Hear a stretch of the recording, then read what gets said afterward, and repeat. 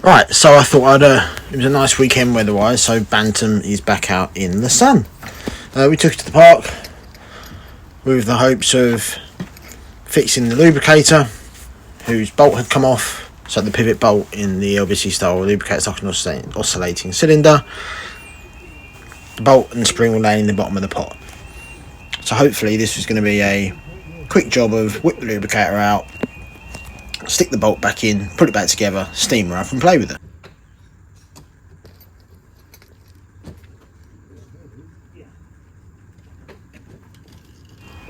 As soon will become apparent, that was not the case. But that's for later in this story. So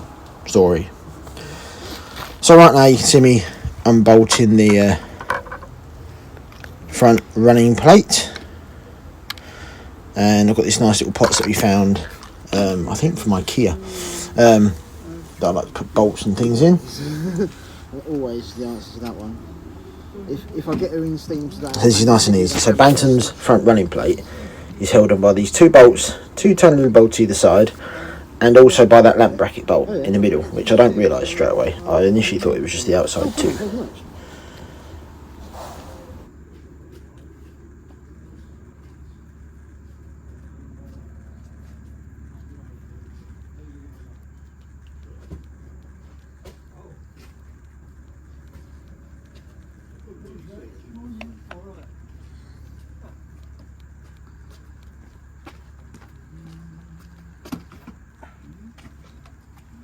Yeah.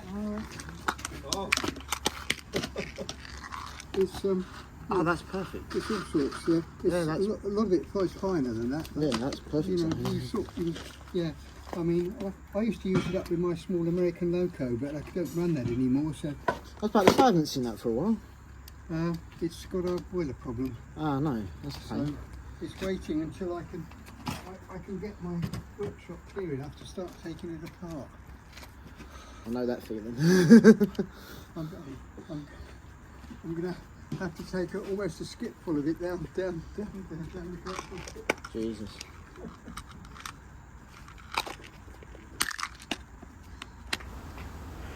But with that removed, off it comes.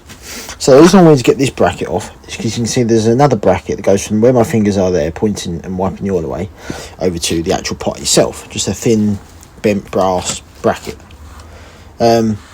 If I undo the bracket from the pot, there's not enough movement to get the pot out from under the smoke box. So I'm going to undo the bracket from the buffer beam and take the bracket out attached to the pot. So first of all, I'm just wiping away the oil.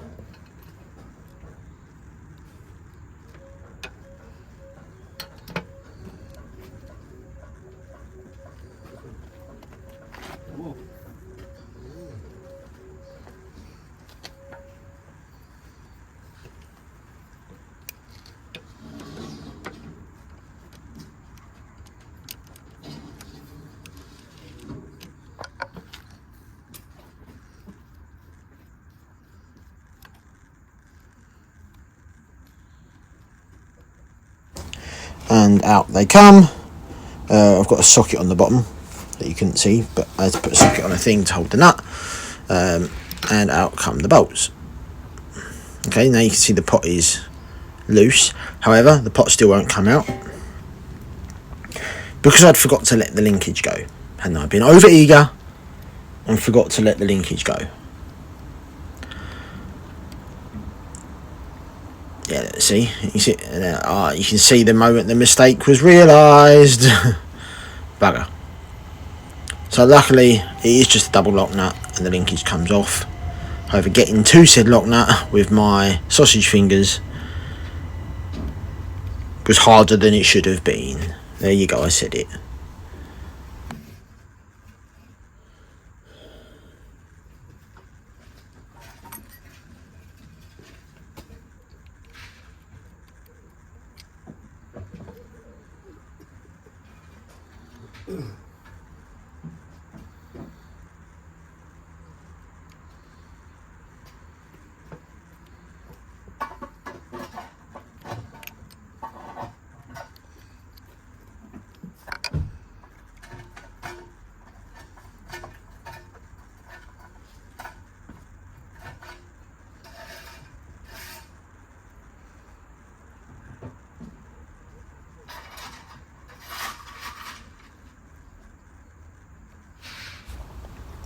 And after all this bugging about and scramming my fingers down in there, give it a wiggle, take it off, and out it comes. Yay, the lubricator is free. And so it was then dismantled. Right, this picture is sideways because it's easier to see. So from the top we've got the clack, the hexagon thing that screws into the bottom of the pot and holds the actual pump bracket, internal bit. And then you've got the second bit down is the shaft with the clutch wheel, with the ratchet wheel. Then there's that pump bracket thing, mount, whatever you want to call it, that screws into the bottom of the pot with the clack.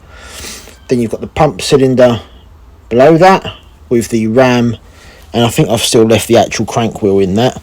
To the right of that is obviously the pot. You can see the bracket I was on about, the shaft that comes in from the side, and just laying behind these all at the top is the spring with the bolt. However, upon closer inspection, the bolt hadn't undone as I'd hoped. It's actually completely corroded and come off, and left the actual interesting part still in the pump body, pump cylinder. Unfortunately, it's brass and it's steel. You can't just drill it out because your drill will always wander into the softer brass. So I did try and get it out. Someone suggested alum, but I don't have it. So fortunately, I went for the decision of we're going to make a new one. So that's next. But in the meantime,